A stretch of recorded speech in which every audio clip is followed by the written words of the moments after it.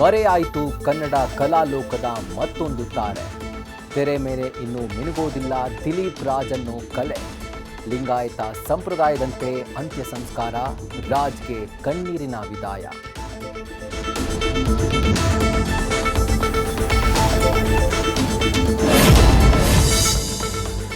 ಉದ್ಯಮಿಗೆ influencer 1.5 ಕೋಟಿ ರೂಪಾಯಿ black ಮೇಲ್ ಕೇಸ್ಗೆ twist. ಆ ಯುವತಿ ಯಾವತ್ತೂ ಹಣ ಕೇಳಿಲ್ಲ, ಇದೆಲ್ಲ ನನ್ನ ಗಂಡ ಕಟ್ಟಿರೋ ಸುಳ್ಳು ಕಥೆ. ಉದ್ಯಮಿ ಪತ್ನಿನ ಆಘಾತಕ್ಕೆ ಒಳಪಡಿಸಿ ಅವಳು ಕೊಟ್ಟ ಆ ವಿಡಿಯೋ.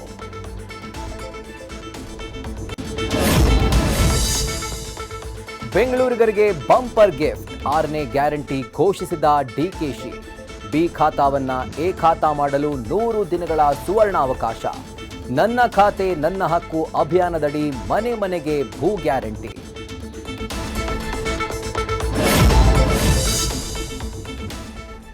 ನೀಟ್ ಪ್ರಶ್ನೆ ಪತ್ರಿಕೆ ಸೋರಿಕೆ ಪ್ರಕರಣ, ವಿದ್ಯಾರ್ಥಿ ಶುಭಂ ಬಂಧನ. 10 ಲಕ್ಷಕ್ಕೆ ಗೆಸ್ಟ್ ಪೇಪರ್ ಖರೀದಿಸಿ 15 ಲಕ್ಷಕ್ಕೆ ಮಾರಾಟ. ಅಧಿಕಾರಿಗಳ ವಿರುದ್ಧ ಕ್ರಿಮಿನಲ್ ಪ್ರಕರಣ ದಾಖಲಿಸುವಂತೆ ಸೈಬರ್ ಎಕ್ಸ್ಪರ್ಟ್ಗಳ ಮನವಿ.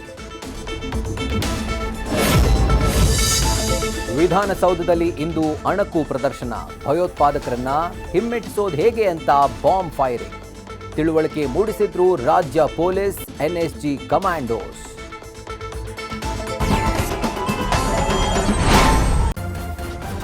ನ್ಯೂಸ್ ಫಸ್ಟ್, ನಿರ್ಭೀತಿಯಿಂದ ನಿಮ್ಮ ಪರವಾಗಿ.